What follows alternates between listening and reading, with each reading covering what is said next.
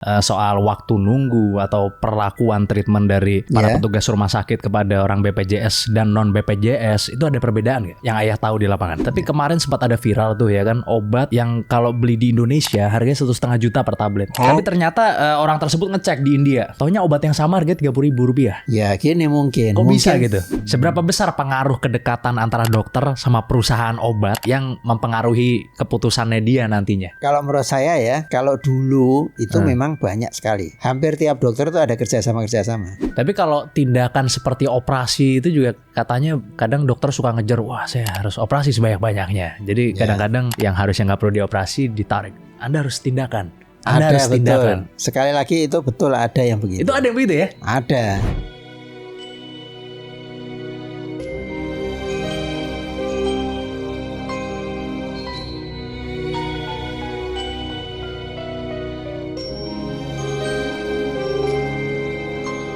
Belum lama, jadi kira-kira mungkin sekitar 5-6 tahun lah. Tadi apa tadi? Mutu dan kualitas? Mutu dan keselamatan pasien. Mutu dan keselamatan pasien. Iya. Itu yang diutamakan. Itu harus.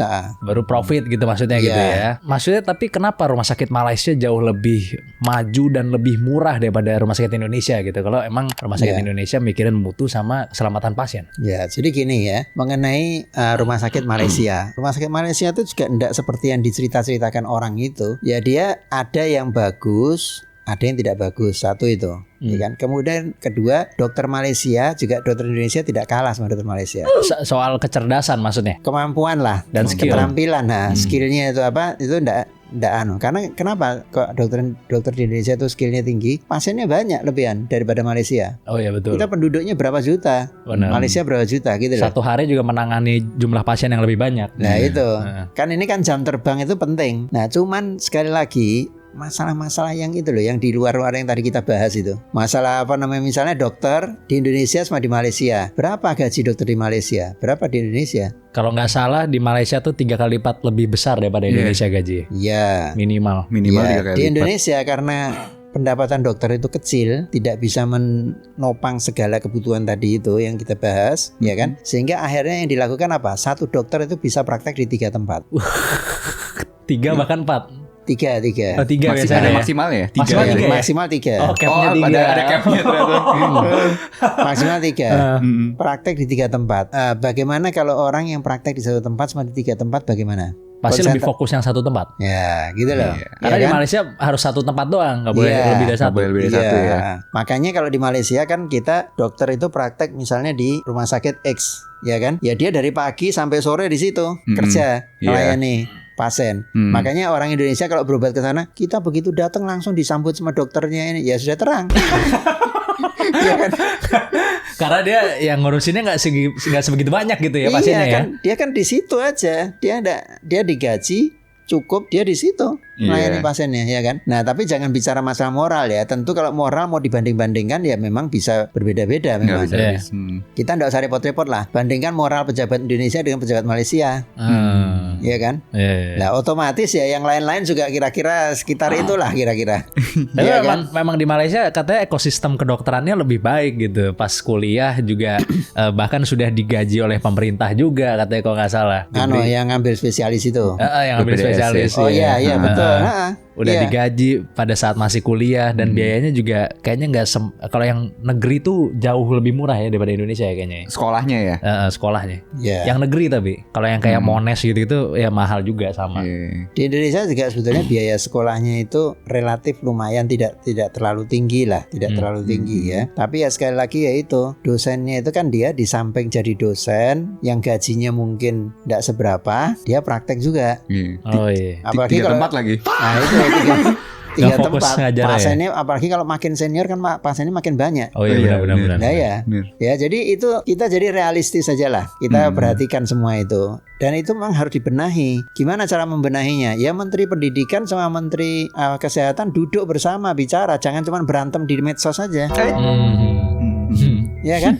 Jadi harus duduk bersama bicara apa ini, bagaimana caranya, cari solusi. Nah ini yang memang harus dilakukan, dan ini sudah cukup lama ini tidak terjadi seperti itu. Diskusi yang baik, komunikasi yang baik itu harus ditumbuhkan. Jadi kadang-kadang di Indonesia kan pejabat itu yang dipakai nomor satu kekuasaannya. Jadi kalau dia pakai kekuasaan ya otomatis kuat-kuatan. Loh kamu kok begini? Oh kalau gitu saya cegat dari sini gitu. Ya kan nanti oh ya kalau kamu cegat dari situ saya akan ambil dari sini. Akhirnya kan antara pejabat-pejabat itu saling bersaing gitu kan. Iya. Jadi emang dari ekosistem pun juga udah jauh ya kayaknya ya. Iya. Malaysia kayaknya lebih fokus untuk mengembangkan kesehatannya mereka gitu. Karena mereka juga mau bangun medical tourism juga kan buat Penang, Malaka sama Kuala Lumpur ya kalau nggak salah ya.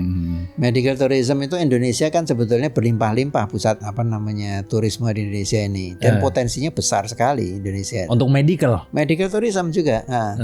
Ya kan, tapi apa yang terjadi sekarang? Ini kan Indonesia kan menggagas medical tourism ini sudah mungkin beberapa puluh tahun sudah, tapi tidak jalan-jalan kan? Karena antara satu departemen dengan departemen lain ini kurang kompak kerjasamanya. Iya, jadi masing-masing ya.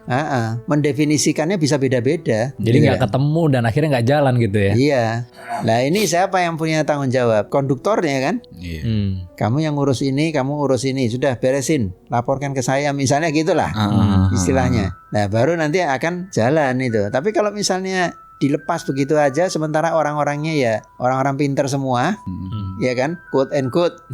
Mohon maaf ini, ya akhirnya yang terjadi seperti ini. Dipersilatan jadinya. Tapi ya memang mungkin Malaysia lebih punya daya jual yang lebih kuat daripada Indonesia untuk medical tourism, karena kan udah jelas harganya lebih murah ya kan. Terus pelayanan kepada turis juga sangat baik karena dokternya diberi insentif ternyata kalau ngelayanin turis. Mungkin. Ada lembaganya sendiri ya.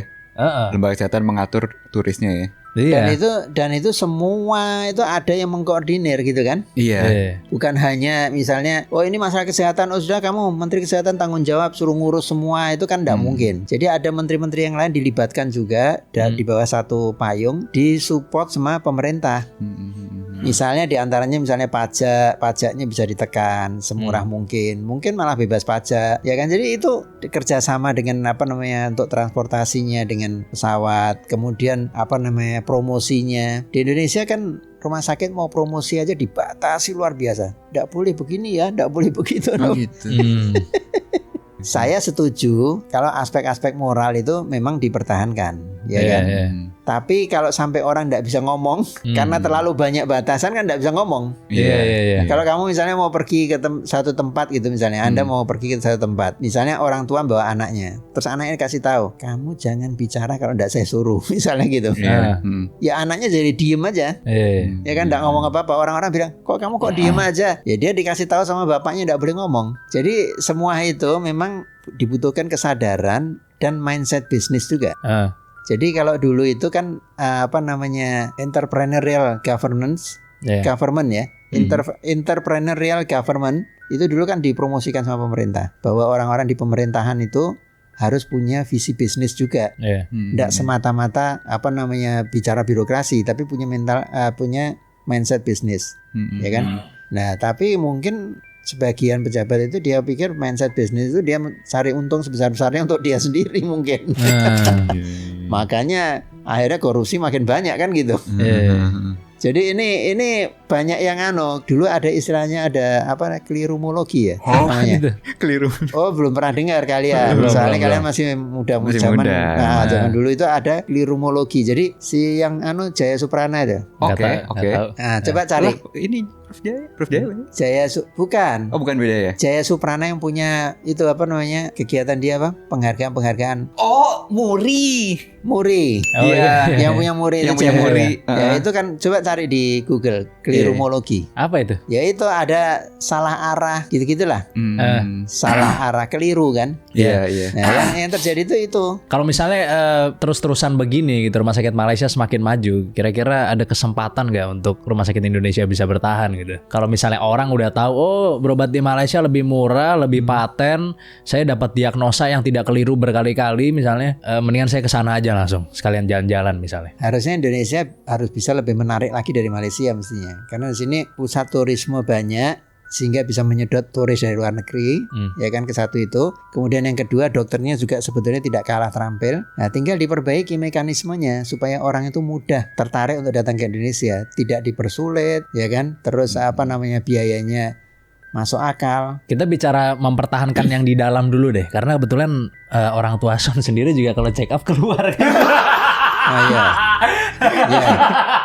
Oh iya loh. Pejabat-pejabat loh itu. Iya, pejabat-pejabat kan check up-nya ke luar negeri. Nah, itu mestinya mereka itu memberi contoh dulu. Dan lebih murah maksudnya, kok bisa gitu? Nah ya, jadi worth it lah. Itu kan kalau kita berpikir secara ekonomi, tetap dia pasti lebih untung dari kita kan. Bagaimana bisa menjual produk dengan harga murah? Itu kan bisa dihitung. Kalau orang ekonomi ya. Kalau lebih untung dari kita belum tahu sih. Maksudnya bisa aja dia mensubsidi dulu misalnya untuk awal-awal tuh bisa juga sih. Iya, tapi ini yang ayah mau tahu sekarang gini, Malaysia tuh kira-kira itu bisnis apa enggak? Bisnis lah. Nah, kalau bisnis berarti kan pasti dia cari untung. Iya betul. Dia bisa begitu, berarti dia bisa untung dengan tarif segitu. Oh iya betul. Nah, kita harus pelajari, gitu loh. Kita pelajari apa strategi dia ini sehingga dia bisa untung atau menguntungkan meskipun tidak saat ini, mungkin 10 tahun lagi dan sebagainya. Tapi Malaysia dari dulu udah terkenal itu. Pengobatannya ya.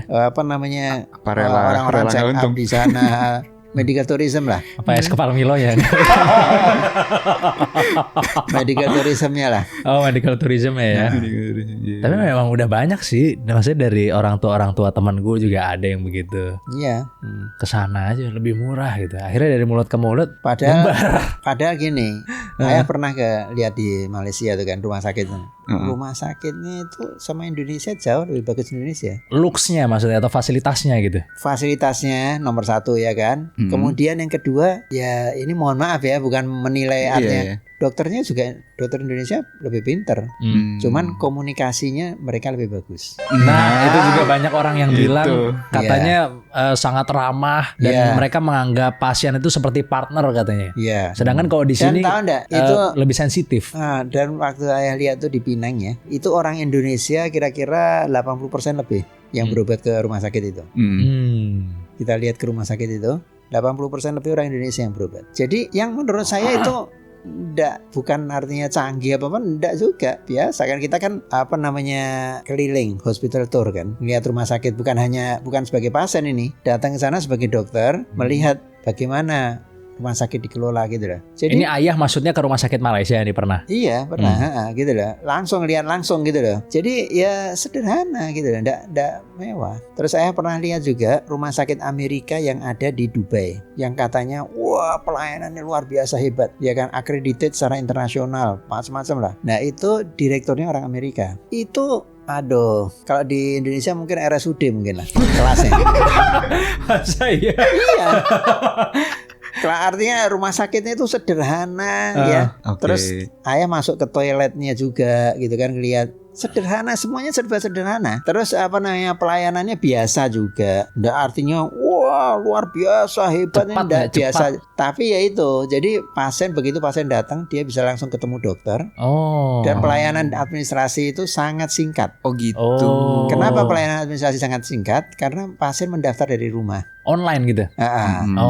Dia mendaftar dari rumah. Jadi dia datang ke situ itu begitu masuk tinggal ngomong, saya Mr. siapa misalnya, saya Mr. Who misalnya. Begitu dia datang Mr. Who, oh ya silakan. Udah langsung dibawa sama petugasnya itu, langsung ketemu dokter. Luar biasa itu kayak gitu. Bukan kayak di sini yang maksudnya online sih, tapi pas udah nyampe ngisi dulu. Ngisinya dari rumah bisa dia. Misalnya seperti itu. Nah sekarang ini sudah mulai dirintis di Indonesia.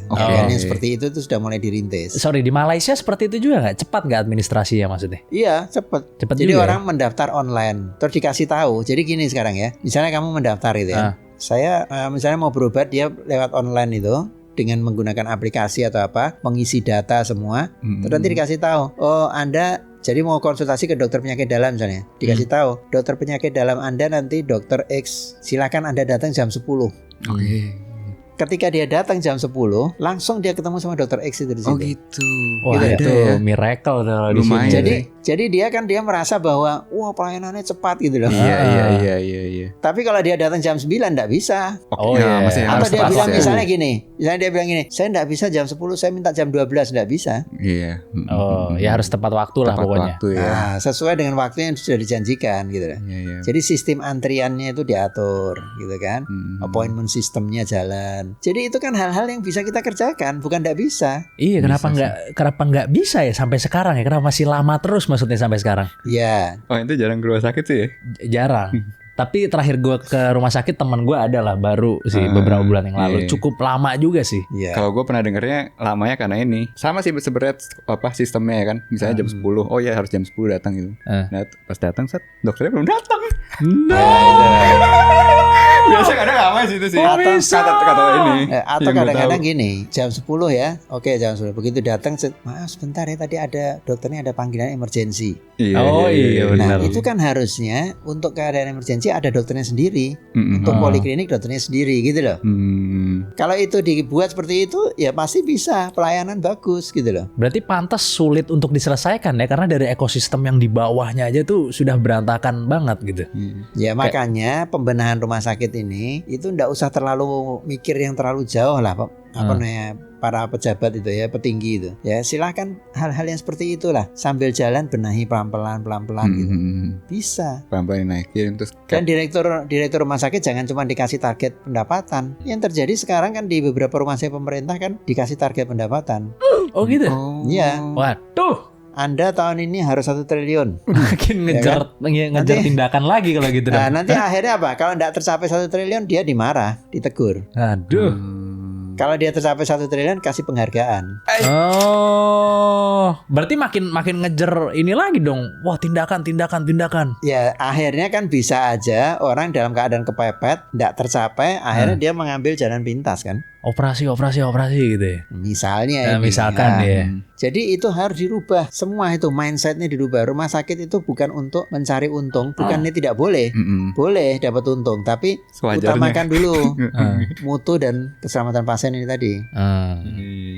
Jadi ayah dulu juga mengalami, terus terang aja ini. Waktu jadi direktur dulu, jadi dirut ya. Setiap presentasi begitu mau presentasi, silakan direktur presentasi. Terus dewan pengawas ada yang nyeletuk gini. Ini pasti mutu dan keselamatan pasien. Jargonnya udah keluar.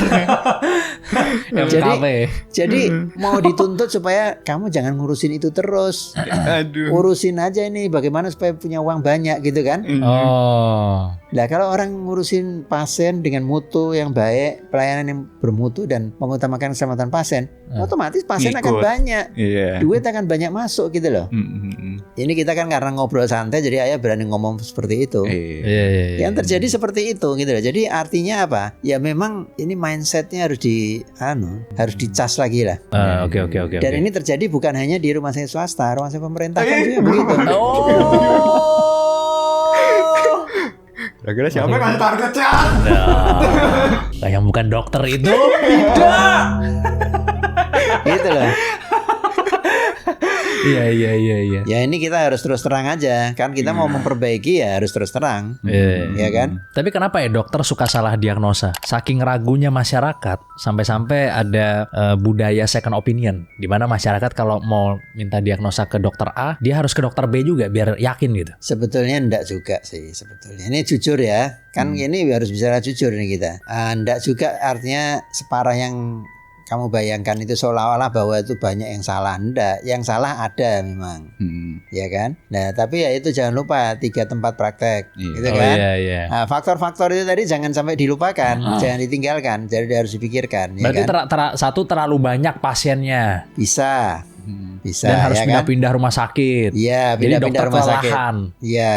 Sehingga berkurang fokusnya. Kan banyak juga dokter yang mengalami keadaan kelelahan kan banyak. Oh iya, sedikit. banyak. Lah ya. Banyak. Dan dokter itu termasuk yang umurnya tidak bisa panjang. Oh gitu. Iya, dokter praktek itu. Tapi ada juga kriterianya. Kalau dokter anestesi itu lebih parah. Oh iya. Iya, stres. Dia kan Terus baru membius kan operator. kerjanya kan. Iya, karena kan gini, dokter anestesi itu yang bertanggung jawab terhadap keselamatan pasien yang dioperasi. Jangan salah loh. Bukan dokter bedah tapi dokter anestesi yang bertanggung jawab. Oh gitu. Itu bukan yang cuma apa? Coba lagi, jangan cuma dong. Kayak yang awal-awal saat di bios. Ya sudah kan, maksudnya pindah ke dokter lain kan yang ngurusin. Dosisnya ya kan, mengawasi setelah dia kan terbios kan. Terbios itu harus diawasi terus. Bisa aja setelah dibios tiba-tiba di tengah jalan waktu dilakukan operasi ada sesuatu yang itu dokter bedahnya tidak mau tahu. Itu urusannya dokter anestesi. Oh gitu. Jadi fall guy gitu maksudnya dokter anestesi. Maksudnya apa hubungannya ya sama anestesi? Karena anestesi itu bisa bikin orang mati juga kan kalau misalnya salah ya dosisnya. Ya, tapi itu sudah pembagian tugas. Jadi yang menyangkut masalah keselamatan operasi ini itu kalau untuk pembedahannya itu dokter bedah. Tapi kalau secara umum keadaan pasiennya itu tanggung jawab dari dokter anestesi. Jadi kalau salahnya selain di bedah yang kena dokter anestesi gitu maksudnya kan? Oke, satu karena terlalu banyak pasien, rumah sakitnya kebanyakan kelelahan dokternya sehingga berkurang fokus. Yang kedua ada lagi? Ya, yang kedua kenapa dokter suka salah diagnosa gitu? Ya, penunjang rumah sakit, penunjang yang disiapkan oleh rumah sakit. Karena gini, ada sebagian itu kesalahan penanganan pasien itu juga karena ketersediaan alat yang kurang atau bahan-bahan untuk kebutuhan untuk pasien yang kurang. Tapi ada kalau di Jakarta ya kita jarang kita menjumpai seperti itu. Tapi di daerah waduh, kasihan loh. Ada juga yang bilang katanya kalau dokter di Malaysia katanya kalau mau melakukan tindakan harus benar-benar dari hasil uji tes lab dulu katanya. Sedangkan di sini juga periksa lab juga. Tidak semuanya seperti itu katanya. Kalau emergensi ya yang penting diselamatkan dulu pasiennya, emergensinya diatasi dulu. Tapi tindakannya semua itu ya harus berdasarkan dari pemeriksaan penunjang namanya. Oh. Ya kan, pemeriksaan darah, pemeriksaan radiologi dan sebagainya gitu. Tetap harus begitu. Tapi sekali lagi nih, pengawasan harus terus dilakukan karena ya ada juga yang akhirnya agak menyimpang itu ada. Maksudnya kan kadang ada misalnya cuman baru cerita sedikit, oh saya ininya sakit gini, oh itu pasti sakit ini. Ya, itu loh ya kan? Iya. Oh kamu sakit kepala, obatnya ini. Katanya ini. Kalau di luar negeri harus ada tes, some kind of scientific test dulu baru bisa diagnosis katanya. Ya, biayanya gimana nanti? Kalau di Penang biar lebih murah.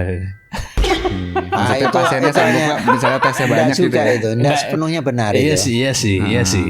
Maksudnya mungkin pasiennya untuk sendiri, kelas yang bawah banget mungkin mahal mungkin ya. Bisa mahal juga. Soalnya kalau lo nyuruh pasiennya, oh kamu harus tes ini bisa atau enggak gitu ya, kemampuan bayarnya bisa dulu itu, atau enggak. Itu kamu kan boleh perhatikan berobat di rumah sakit pemerintah atau di rumah sakit yang biasa dengan rumah sakit yang elit. Biayanya beda enggak? Beda lah. Nah iya. Kenapa? Karena di rumah sakit yang elit itu pasti dia pemeriksaan macam-macam dilakukan sesuai dengan kriteria yang harus didapat sama dokternya untuk memastikan diagnosis penyakitnya. Ya kan? Tapi pasiennya biayanya sanggup dia bayar gitu loh. Iya. Tapi mohon maaf ini, begitu pasien, ya ini bukan tanpa bermaksud merendahkan BPJS ya. Tapi begitu pasien BPJS misalnya dengan biaya cuman satu paket tuh cuman 35.000 misalnya atau 40.000, terus kita mau minta pemeriksaan macam-macam tidak mungkin. Oh gitu ya. Jadi akhirnya gimana? Akhirnya lebih banyak mengutamakan keluhan-keluhan fisik aja. Oh, apa yang diceritakan gitu. Iya, Lalu kemudian saya sakitnya kalau apa? Kalau nelan. Terus dokternya mikir langsung kan.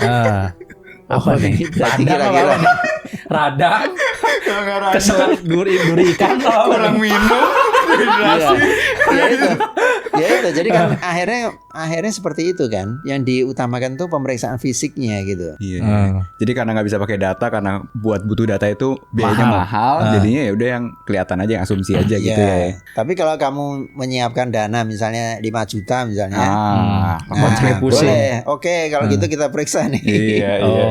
Second opinion itu bukan hanya terjadi di Indonesia, di luar negeri pun juga ada second opinion. Oh gitu ya. Budaya itu ya. Jadi itu tujuannya untuk lebih memastikan lagi. Karena banyak sekali cerita-cerita di sini kayak dia di teman-teman aku misalnya, yang dia ada cerita nih soalnya sebuah cerita di mana gue punya temen ya kan, dia pas masih SMP ada kucing di pinggir jalan gitu sama dia dilus-lus ya kan. Taunya kucingnya abis bekas hamil, abis ngelahirin, jadi masih agresif, kita digigit tangannya, digigit dibersihin doang, didiemin sama dia 1 minggu, tahu-tahu bengkak tangannya, ya kan, bengkak dibawa ke rumah sakit dong. Pas dibawa ke rumah sakit kata dokternya, waduh ini harus diamputasi katanya tangannya. Ya kan? Dia langsung cari second opinion dong. Iya. Pas datang ke rumah sakit kedua, waduh ini harus diamputasi katanya. Ada gitu. ya udah dia menyerah lah, dipikir nggak mau lah gue amputasi, ya udahlah nggak usah diapa-apain. Suatu hari dia ke pasar, cerita sama abang-abang. Abang-abang bilang, "Oh, obatin aja tuh ke ada tuh tempat di Jakarta Timur." Enggak tahu tuh di mana di Jakarta Timur. Saya datang ke sana, dikasih obat, tahunya kempes langsung tangannya. Itu kalau berhenti di rumah sakit pertama tangannya udah hilang loh. Ya itu kalau dokternya bisa dituntut kalau dia melakukan tindakan berlebihan seperti itu. Karena orang kalau amputasi itu kan enggak main-main itu. Harus ada pertimbangan-pertimbangan dengan banyak aspek, tidak bisa sembarangan main amputasi. Itu mungkin dokternya lagi pusing juga tuh. Tapi Om kalau misalnya ada pengalaman ya amputasi. gue adanya itu yang kenalan gue temennya gitu kan, ceritanya orang tajir lah, orang berduit kan. Dia ini waktu itu tiba-tiba pingsan atau apa gitu, dibawa ke rumah sakit gitu kan, di daerah Jabodetabek sini lah. Di situ dibilangnya autoimun kalau nggak salah kan, dibilangnya autoimun atau apa gitu. Terus dikasih obat ya kan. Setelah berapa lama kemudian ternyata lumpuh Om, bener-bener lumpuh belas. Jadi masih sampai sekarang itu dia lumpuh. Padahal pas dia cek ke rumah sakit di luar negeri ya kan, dia bilang sebenarnya penyakitnya nggak selebay itu, maksudnya harus nggak perlu obat itu sebenarnya. Di Malai maksudnya? Enggak, bukan di Malaysia. Gue lupa di mana. Di Amerika atau di mana ya, gue lupa. Gitu. Jadi karena obatnya terlalu keras yang sebenarnya tidak diperlukan atau beda penyakit itu gue lupa deh. Sehingga dia sampai lumpuh gitu. Sampai lumpuh sampai sekarang. Karena salah diagnosa juga berarti. Diagnosa aja. Ya dituntut aja. Kayak udah enggak ini deh. Ya enggak kan, kalau memang kejadian seperti itu benar, artinya malpraktek istilahnya lah. Ya dituntut bisa. Jadi kita jangan menarik kesimpulan hanya dengan satu kasus, tapi kita sendiri tidak pernah mengecek ini sebenarnya apa masalahnya gitu loh. Iya. Harus dicek supaya kalau orang itu melakukan kesalahan, dia menjadi tidak melakukan kesalahan lagi 2 kali gitu loh. Oke. Tapi ini Om, kan maksudnya tadi sejatinya sebenarnya karena banyaknya kecapean ya kan dokter. Tapi kalau misalnya cap dari jumlah rumah sakit yang boleh dipraktek misalkan tadi 3 ya kan maksimalnya. Kalau dikurangin jadi 2 gitu, itu dokter-dokter sebenarnya akan protes nggak sih sebenarnya? Enggak, itu gini, karena jumlah dokter kurang di Indonesia. Karena jumlahnya kurang. Jumlah dokter spesialis kurang, gitu loh. Karena kurang, maka dia terpaksa kan banyak rumah sakit berdiri. Ini kan baru belakangan rumah sakit banyak ini kan. Dulu kan rumah sakit enggak banyak. Oke. Ya belakangan ini banyak bermunculan rumah sakit. Jadi banyak rumah sakit itu yang membutuhkan tenaga dokter spesialis tertentu. Yang itu jumlahnya ternyata tidak bisa mencukupi. Akhirnya dokter-dokter itu merangkap sampai 3 rumah sakit. Dulu tidak dibatasi loh. Dulu bisa sampai 5-6 rumah sakit. Banyak banget ya. Iya. Terpagi di mana ya. Terus dibatasi menjadi 3 rumah sakit sejak sudah agak lama ini, sejak zaman sebelum reformasi juga sudah dibatasi. Jadi kalau sekarang mau dikembalikan lagi, kan kemarin kan sempat ada isu katanya, mulai tahun depan, mulai 2025 itu dokter hanya boleh praktek di satu tempat. Nah saya tunggu itu, berani enggak keputusan itu? Kalau itu dilakukan, banyak rumah sakit kosong. Nggak ada dokternya ya? Iya, gitu loh. Ternyata nggak banyak ya. Jadi kurang, makanya Menteri Kesehatan yang sekarang ini dia merencanakan bahwa pendidikan dokter spesialis itu tidak harus di rumah sakit pendidikan, tapi bisa di rumah sakit milik pemerintah, Kementerian Kesehatan, yang di situ nanti akan dibentuk timnya untuk mendidik mereka nih. Nah ini masih agak belum 100% sepakat di kalangan pendidik itu ya. Diknas itu kan belum 100% sepakat, tapi ini sekarang sudah dimulai. Oke, mungkin gimana caranya orang tuh bisa milih dokter yang benar sih sebenarnya? Ini kan cara yang praktikal, pasti penonton bisa relate nih. Yang paling baik itu kalau mau ingin supaya bisa tepat diagnosisnya ya kan, milih dokternya dan sebagainya, itu harus punya dokter keluarga. Gitu. Maksudnya? Setiap orang harus punya dokter keluarga. Maksudnya yang paham kita dari waktu kita masih kecil. Nggak harus masih kecil lah, pokoknya yang sudah memahami kondisi kalian masing-masing. Misalnya kamu punya dokter keluarganya itu tahu kamu tuh alerginya A, B, C, D, E. Kamu pernah sakit A, B, C, D, E gitu loh. Dia punya catatannya semua. Terus ketika kamu sakit, kamu menghubungi dokter keluarga itu kan, saya ini sakit begini. Ya, dia nanti akan mengarahkan, kalau gitu kamu pergi aja ke dokter ini, gitu loh. Supaya tidak salah spesialis misalnya gitu kan, atau salah ke dokter yang tidak punya kompetensi cukup. Jadi sistem dokter keluarga ini harus dihidupkan. Sempat waktu berapa tahun yang lalu itu sempat dokter keluarga itu dirintis sama ID ya. ID mensponsori itu. Tapi saya enggak tahu tuh belakangan kok terus enggak ada suaranya lagi. Ya itu sama ceritanya kayak seperti BPRS tadi, tiba-tiba aja hilang gitu kan. Jadi harus punya dokter keluarga gitu intinya. Harus, setiap orang itu mesti punya dokter keluarga. Yang adalah dokter yang random tapi kita satu orang itu kita langganan sama dia terus gitu maksudnya. Dia punya Seperti catatan kita. Jadi misalnya berarti langganan sama dia dong? Ya? Iya langganan sama dia maksudnya kan? Iya. Yang cuman kamu menggunakan istilah langganan ini kan kesannya seperti jadi yang paling tepat tuh dia punya catatan. Dia punya catatan tentang penyakitnya, alerginya, obat-obat apa yang pernah diberikan yang terus tiba-tiba dulu ada komplikasi misalnya gitu kan.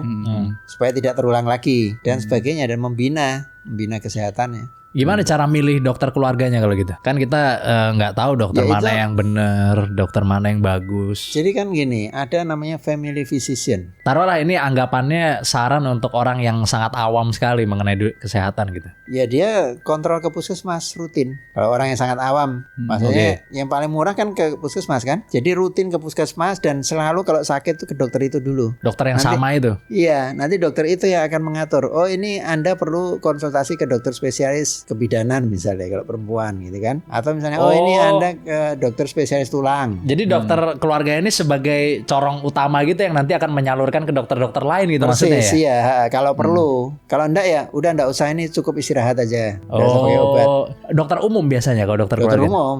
Family physician tadi. Oke. Family physician. Oke. Dokter keluarga. Oh, dokter keluarga memang ada ya? Dulu sempat, tapi ayah belakangan enggak pernah dengar itu. Tapi dulu sempat ramai sampai dianggap unggulan Indonesia nanti ke depan nih. Jadi tiap orang itu punya dokter keluarga. Wah, bagus itu. Program yang bagus sebetulnya gitu ya. Tapi kenapa tidak kedengeran lagi gitu? Nah, itu nanti enggak tahu. Semoga ini Menteri Kesehatan juga ngecek itu. Tapi maksudnya dokter keluarga ini adalah dokter umum kan sebenarnya kan? Dokter umum yang punya pendidikan family physician. Oh, ada pendidikan tambahan. Ada. Oh, oke. Iya. Kayaknya nggak ada kali. Orang kan nunggu sakit dulu baru ke dokter. Kalau ini kan mesti sering-sering kontrol juga ya. Tapi ada lah gue rasa sih. Kalau ada apa-apa bisa konsultasi ke dia aja gitu ya. Iya, bukan kayak bayar bulanan. Nanti dia juga bikinkan program.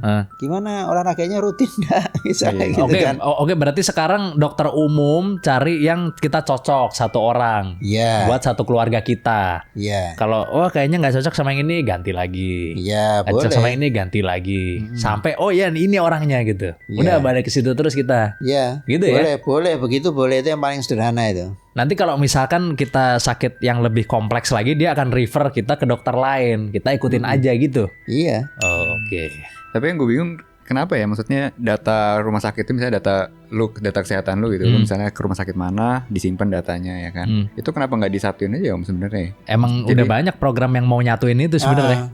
Jadi kayak ada ke rumah sih sakit sekarang, manapun nggak sekarang apa-apa sedang gitu. di ini juga terus sedang digalakkan terus. Oh gitu. Supaya orang kalau berobat kemana-mana juga itu datanya bisa dibuka. Iya, nggak perlu kayak inget gitu. Kamu alergi apa ya? Waduh, berat juga kan. Iya benar. Oh ya. Kalau alergi masih mending ya, orang biasanya ingat kalau alergi. Iya. Tapi kalau yang masalah-masalah lain yang lebih kompleks, yang lebih membutuhkan ilmu kedokteran, itu yang harusnya tercatat dan itu diawasi sama dokter. Gitu. Jadi pendidikan family physician itu harus diaktifkan lagi sama pemerintah. Saya enggak tahu apa jangan-jangan sekarang ini berjalan juga tapi tidak ada suaranya. Karena ketutupan sama demo-demo mungkin. Mungkin kalau yang bagus-bagus sudah seperti toa. Iya kan. Tapi banyak yang kaget juga ya begitu tahu dokter itu ternyata gajinya kecil sekali. Dulu kita waktu pernah ke sebuah podcast saya bilang, wah pantesan Anda dokter, uang Anda masih kaya, masih banyak dan Anda masih kaya gitu kan. Itu kan menandakan bahwa orang-orang kiranya, wah kalau dokter masih kaya. Padahal dokter sebenarnya bayarannya kecil ya. Di era BPJS sekarang ini penghasilan dokter ya turun drastis memang. Karena perhitungannya di BPJS itu rendah. Akibatnya apa? Akibatnya gajinya juga jadi turun. Katanya bahkan satu pasien 30.000 ya, ada yang bilang. BPJS itu. Iya. BPJS bisa jadi gitu ya. Iya.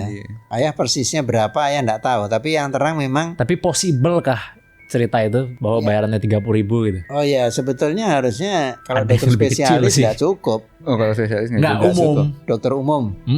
Ya dokter umum pun sekarang juga kira-kira 100.000 wajarnya itu kan. Oh gitu ya? Iya. Maksudnya untuk umum atau BPJS? Dokter umum. Oh maksudnya jadi, pasien biasa. Praktek umum itu. Praktek umum. Itu harusnya ya sekali konsultasi 100.000 lah. Biasanya 100.000 ya. Wajarnya itu ya. Pas BPJS. Iya. Kan kita katanya minta supaya periksanya teliti, pelan-pelan, jangan tergesa-gesa. Iya kan?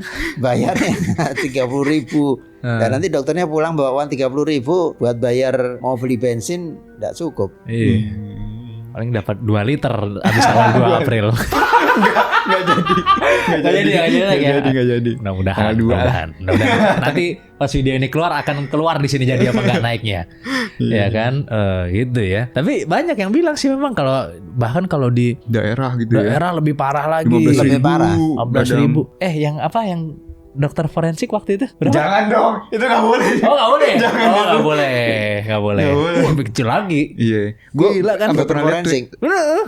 Lebih kecil gimana maksudnya? Ya bayarnya kecil banget. Pasien. Tapi beda-beda. Tapi gue pernah lihat yang tweet gitu. Ini kalau ini dokter gigi, tapi BPJS ya. Per pasien 2.500. Yang murah tuh BPJS. 2.500. Kaget sih.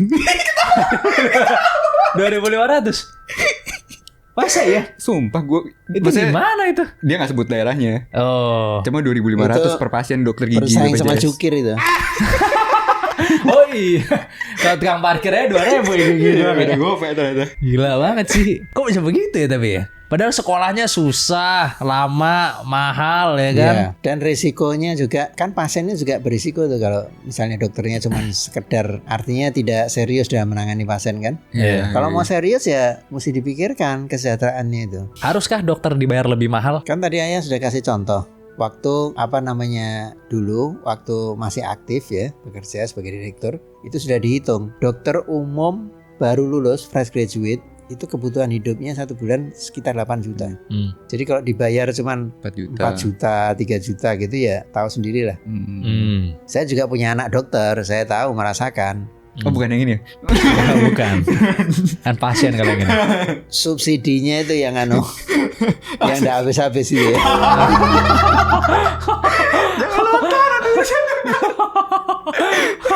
Jadi memang sekarang itu menurut saya lebih parah daripada zaman saya dulu. Zaman saya dulu masih mending itu. Sekarang udah combo ya, udah ada BPJS ya kan. Terus tadi masalah yang perketatan dengan farmasi tadi 2 itu ya. Sama kayak rumah sakitnya dikurangin ya dari yang tadinya bebas jadi 3 itu. Banyak sih sebenarnya. Gengsi emang berat sih. Enggak maksudnya di Malaysia aja itu peringkat 2 ya paling tinggi ya. Apa tuh?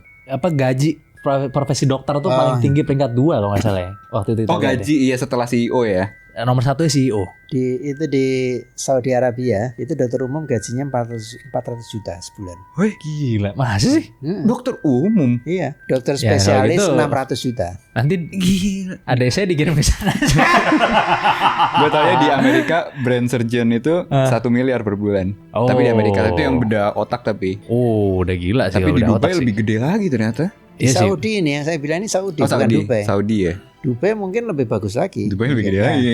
Iya. Maksudnya ya di luar negeri dokternya adalah profesi yang high earners sebenarnya. Pendapatannya besar kan bahkan disandingkan dengan lawyer juga. Tapi di sini enggak ya. Jauh sekali dengan lawyer di sini. Lawyer saya kurang tahu gajinya. Iya. Gede dong pendapatannya lawyer gimana sih? Itu akibatnya makanya banyak dokter yang terus pindah ke luar negeri kerja di sana. Itu enggak sedikit dan itulah makanya jadi orang akhirnya apa? Banyak dokter juga yang enggak mau anaknya jadi dokter. Oh gitu. Kenapa? Wah sudah berat hidupnya. Kalau kita sudah sama sekali tidak berpikir secara sosial, ya akhirnya kita mengambil kesimpulan seperti itu. Udah jangan jadi dokter deh gitu. Tapi kalau saya kan masih memikirkan bahwa memang dokter itu dibutuhkan di Indonesia itu. Jadi ya anak saya kepingin masuk ke dokteran ya saya dorong. Oke. Tapi memang tidak kecil pengorbanannya. Besar banget pasti. Karena kuliah paling mahal kedokteran. Ya mahal kan? Ya. Paling mahal. Termahal bahkan setahu aku. Kedokteran. Sedangkan begitu lulus harus internship dulu, kadang nggak dibayar dengar-dengar. Dibayar sih, tapi ya bukan istilahnya bukan dibayar tuh karena terlalu kecil. Uang bensin subsidi tapi. Bensinnya motor. Kita ketika anak kita itu internship, ya kita keluar uang terus Iya. biayai dia. Jadi Meskipun dia nggak ada putus-putus. penghasilannya. Iya, jadi udah kuliahnya berapa Orang tahun? tuanya masih biayain terus nggak putus-putus Iya. maksudnya. Heeh. Kuliah 6 tahun ya? Berarti tahun? 7, 6, 7. 5 ya. Enggak 6. Kan umum. Oh, umum 6 ya? Umum 6 tahun. Ah, iya, 6. Terus internshipnya berapa lama biasanya? Setahun. biasanya. Wah, 7 tahun tuh, lumayan tuh. Iya 7 tahun. Abis itu baru jadi dokter umum gitu ya. Setelah internship boleh praktek sebagai dokter umum, tapi dengan gaji yang kecil tadi itu. Yang 4 juta itu tadi. 4 juta plus 30.000 lah kira-kira per pasien gitu kan. Ya Kan- 4 juta itu sudah tidak dibayar lagi kalau dokter umum. Oh gitu ya. Ah, Yang 30.000 per pasien itu. Kalau dokter umum itu biasanya di rumah sakit itu dibayar fix sebulan Oh. misalnya 4 juta gitu lah. Oh, Oh. gitu. Karena kalau dibayar 30 itu mungkin bisa aja cuma 3 juta mungkin. Kayaknya nggak nyampe sih. Jadi berarti mungkin yang dapat bayaran insentif per pasien tuh dokter spesialis gitu. Dokter Pasti. spesialis atau dokter gigi gitu. Oh, kalau yang dokter jaga IGD misalkan gitu. Ya dokter IGD juga kadang-kadang ada yang sistemnya per pasien. Itu masing-masing Tapi rumah sakit kali ya? kebanyakan tetap kalau namanya dokter umum biasanya bulanan. Oh gitu. Sebulan dibayar sekian gitu. Mau pasiennya ribuan juga ya udah. Terserah mau berapapun. Nah. Jadi 4 juta. Udah 7 Udah all tahun in ternyata. 4 Jadi- juta gaji. Jadi kalau masyarakat suka bicara bahwa dokter itu kan fungsi sosial, ya ndak bisa untuk kebutuhan hidup dia kok. Ndak ada sosial dan tidak sosial. Kebutuhan dasar harus dipenuhi. Iya, jadi kalau dibayangin misalnya kuliah menghabiskan waktu 7 tahun terus baru dibayar 4 juta misalnya pas lulus. Ya mendingan kuliah yang lain aja kan. Ya. 4 tahun misalnya gaji udah di atas 5 juta. Makanya orang misalnya. biasanya dokter kalau sudah selesai internship terus dia ngambil spesialis. Spesialis. Nah, itu Karena baru kalau spesialis itu ada perbaikan itu, meningkat. the real money-nya di situ baru ya. Oh, gitu ya kan, kasihan juga berarti ya kalau dokter umum itu kasihan juga berarti ya. Oh iya, berat. Kecuali kalau dia mau sekalian jadi ojol misalnya. Atau jadi apa gitu. Udah 3 rumah Nyari sakit yang malah masih ojol juga. Dari yang searah ya pas pulang. Oh enggak dong, kan kalau dokter umum enggak 3 rumah sakit. Oh nggak bisa ya? Itu kan dokter spesialis yang Dokter 3 rumah spesialis sakit. yang 3 Oh, rumah umum sakit nggak itu. boleh ya? Enggak. Oke. Bukan nggak oke. boleh, ya udah ada juga Udah pasti di banyak rumah ya, sakit udah banyak. maksudnya ya. Iya, gitu. Oke. Ya kan, makanya kasihan juga ya. Pas pulang maksudnya nyari yang salah juga kan, pakai Uber kan. Uber udah nggak ada sih kalau sekarang. Ya makanya semangat deh untuk para dokter Semangat. ya. Dan ternyata tidak maksudnya bukan sekaya, tidak seperti yang kelihatan Kita ya. bayangkan gitu ya. Iya. Masyarakat awam bayangkan. Ya kita doakan aja pokoknya intinya yang terbaik untuk kesehatan di seluruh Indonesia. Mudah-mudahan di episode kali ini kalian mendapatkan apa yang kalian cari gitu ya Sondaya, karena ini adalah episode Seru banget. yang membuka tabir nih Son dari kesehatan Indonesia gitu ya. Yes. Gitu. Oke kalau gitu terima kasih banyak buat kalian semua yang udah nonton dari awal sampai akhir. Langsung aja komen di bawah karena itu ada Respect Yes, jangan lupa selalu komen, like, dan subscribe video kita. Jangan lupa juga join member dan Discord, link di deskripsi semua. Yes, terima kasih banyak. Terima kasih banyak. Ayah udah datang ke sini ya, Dokter Ali Toha. Terima kasih banyak atas ekspertisnya yang sudah dipinjamkan di episode kali ini gitu ya. Mudah-mudahan luar penonton biasa. semuanya mendapatkan hikmah. Sampai jumpa di episode selanjutnya dari Di atas 12.